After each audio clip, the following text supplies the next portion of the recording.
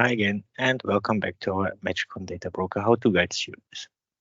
My name is Alex, and today I would like to demonstrate on how to set up and configure the MQTT publisher in order to transfer your data to cloud.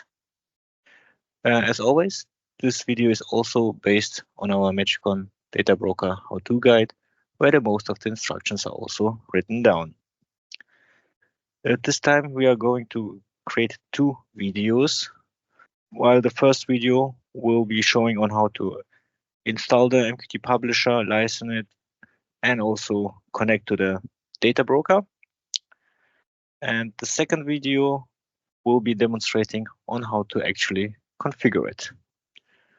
Okay, so let's switch to my demo environment and start off with the demonstration. So here on this machine, I've already installed the Magicon Data Broker. And now we will go ahead and install the MQTT publisher on it as well. So here's my MQTT publisher folder with all the installation files. And here I simply pick the installer and run it with administrator in order to have administrative permissions for the installation process.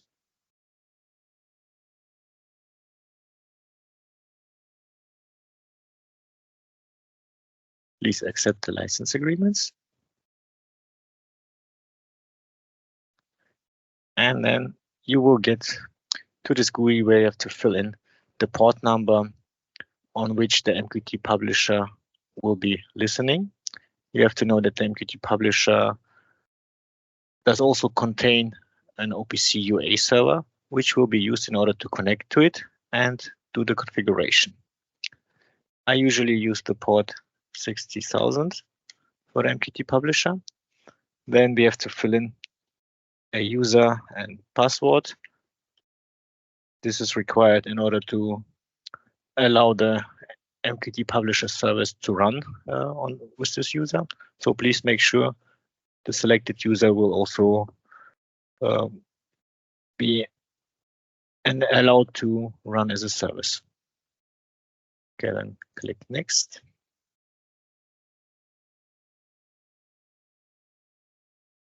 And wait until the installation will be finished. When the installation is done, click finish. And as next, we will be installing the MQTT publisher utility. This is a tool which is required for the configuration of the MQTT publisher and will be demonstrated in a second video.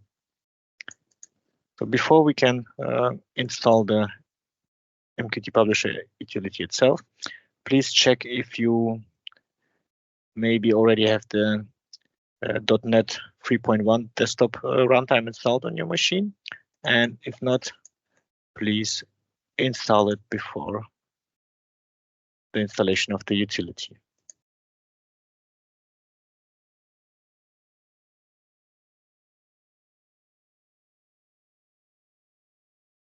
Okay, when this prerequisite is installed, you can go back and install the MQTT publisher utility.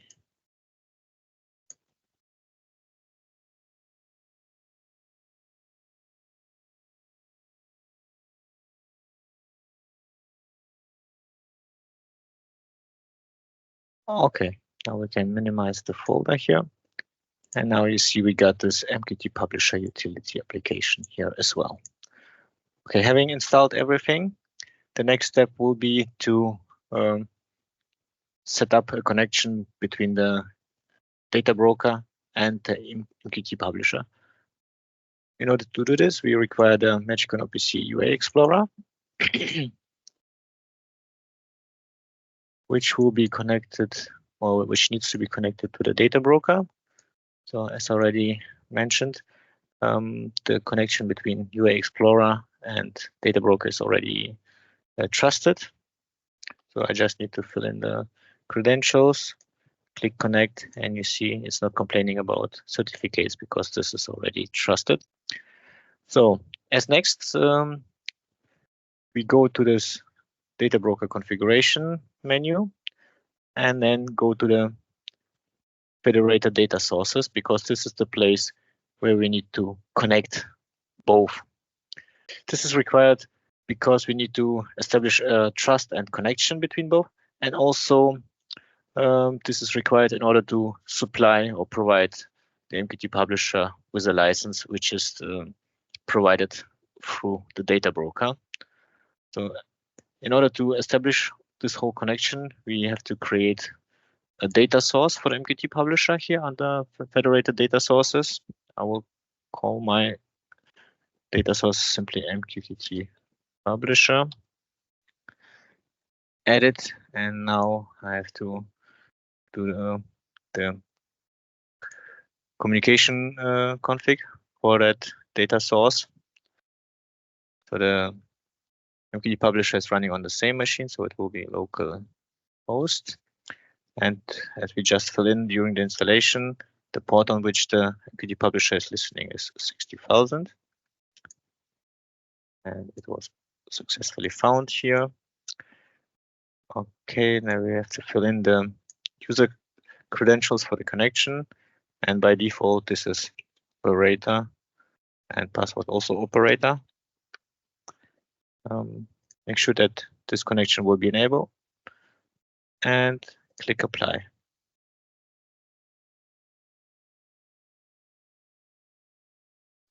Okay, you see here on the first attempt, we got a license error, and this is simply because the MQT publisher is not licensed yet, and we have to apply the license for it first. So I collapse the federator menu and go to the license management menu. Here you can see that the license for the MQT publisher adapter isn't there or is expired. Therefore, we have to apply that license first. Here I have a 30 days trial license arranged from the licensing department, which I will be using here. So I simply go and fill in that key for the MQT publisher and click activate. So usually it takes up to 20 seconds in order to register and recognize the applied license. So it might take a moment.